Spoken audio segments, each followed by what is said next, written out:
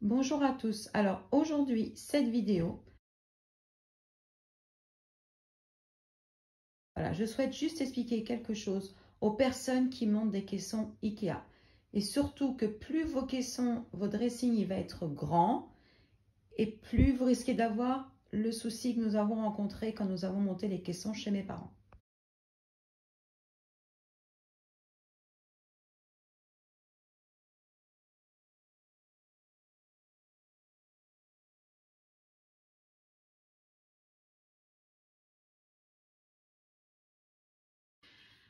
Donc, le montage du caisson IKEA, c'est très bien expliqué dans les petits bouquins là, qui nous mettent là. La seule chose qui n'est jamais précisée, c'est qu'au moment où vous mettez votre fond, je ne sais pas si ça vous est déjà arrivé, en tout cas si c'est la première fois que vous montez un caisson IKEA, sachez que plus vous allez prendre un caisson qui va être large, plus il est grand, plus vous risquez d'avoir ce problème avec le fond au moment de la pose. Ce qui risque de vous arriver, c'est que quand vous posez le fond, il ne se pose pas correctement sur votre caisson. Vous avez genre la partie du haut qui déborde, ici en bas ça va être trop court pour que vous puissiez clouter. Alors surtout, n'inventez rien. Il faut absolument que votre caisson rentre parfaitement à l'arrière de votre caisson. Quand ce n'est pas le cas, que vous vous rendez bien compte que vous avez même du mal à carrément à le poser sur votre caisson, ça veut dire que vos angles ne sont pas droits. Les angles donc de votre caisson, de la base du caisson, de l'armature, en fait, le squelette, vos angles ne sont pas droits. Alors, vous avez deux solutions et vous allez voir, quand vous allez mesurer, vous allez vous rendre tout de suite qu'il y a un souci et c'est pour ça que votre fond, vous n'arrivez pas à le poser correctement. Vous avez le choix le plus simple, c'est que vous preniez 1 mètre. Alors, si vous êtes tout seul et que vous n'avez pas 1 mètre à la maison, vous prenez une équerre.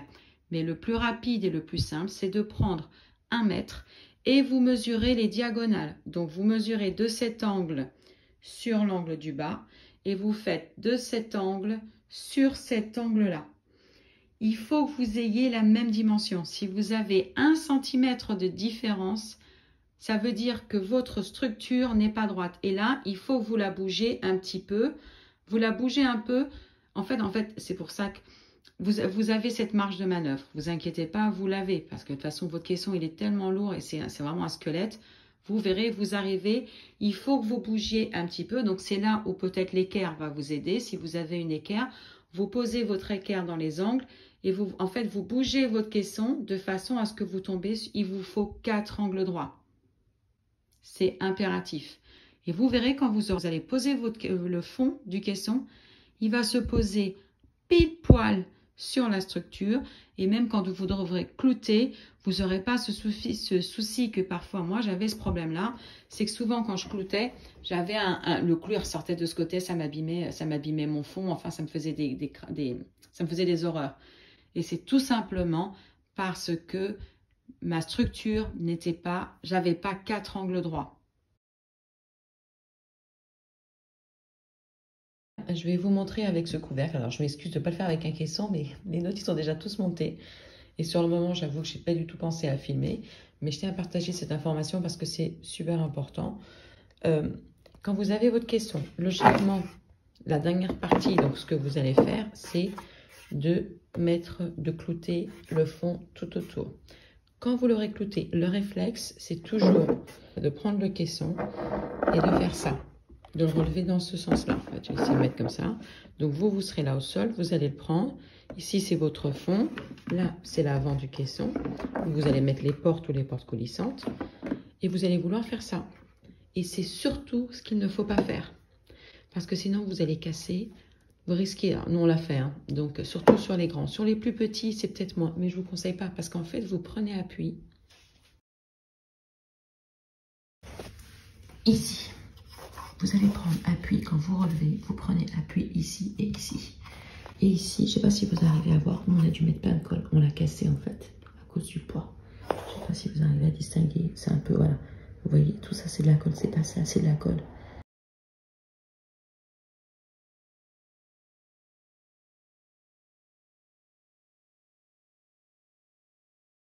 Parce qu'en fait, ici, ce qui s'enfonce, c'est cassé. Donc, la solution, pour pas que vous abîmiez, surtout parce qu'en fait, de ces supports-là, vous en avez un devant et un d'espèce de façade, vous en avez un devant et un sur l'arrière du meuble. Mais si vous devez en abîmer un, autant abîmer celui qui est à l'arrière que celui qui est en devant façade, parce que là, on a rafistolé avec du nucleonévis. Donc, c'est possible de le réparer. Même s'il faut, vous mettez des équerres, il y a des solutions. Mais c'est surtout que si vous devez rafistoler quelque chose, que ça ne soit pas visible sur l'avant du meuble, autant que ça arrive sur l'arrière. Donc, ce que vous devez faire, bon là j'ai mis un petit morceau de papier, d'ailleurs vous pouvez faire pareil quand vous ferez votre montage, mettre une petite cale pour pouvoir mieux soulever mon couvercle. Donc, ce que vous devez faire, vous prenez votre caisson, vous le retournez, vous le mettez à plat, et moi j'en profite, je mets sur ma cale. Vous le mettez à plat, comme ça vous avez la façade du caisson vers vous, et là maintenant, vous relevez comme ça votre caisson, parce que si vous arrive un malheur, ça sera sur l'arrière du caisson. Et puis c'est surtout que si vous abîmez l'arrière du caisson, comme je dis, vous pouvez bidouiller n'importe quoi, ça ne se verra pas. Nous, quand on a arraché, quand ça s'est arraché, je peux vous dire que je nous ai vu arracher un caisson, parce que c'est sur l'avant du meuble. On peut pas faire ce qu'on veut, parce qu'il faut essayer de trouver une solution qui passe. Aujourd'hui, vous allez rencontrer beaucoup moins ce souci, parce qu'entre-temps, les caissons des meubles Ikea, on a vu, c'est du papier à l'intérieur. C'est vraiment du papier. Avant, c'était du MDF, et donc beaucoup plus lourd. Alors aujourd'hui, c'est beaucoup plus léger. Là, on a vu les derniers meubles, c'est vraiment du carton à l'intérieur. Entre les deux couches, dans l'épaisseur à l'intérieur, c'est du papier. On a percé parce qu'on a mis des patères, c'est du papier. Donc, vous allez rencontrer moins ce souci parce qu'il y a beaucoup moins de poids. Mais beaucoup plus fragile aussi. Donc moi, ce que je vous conseille, c'est de faire ça.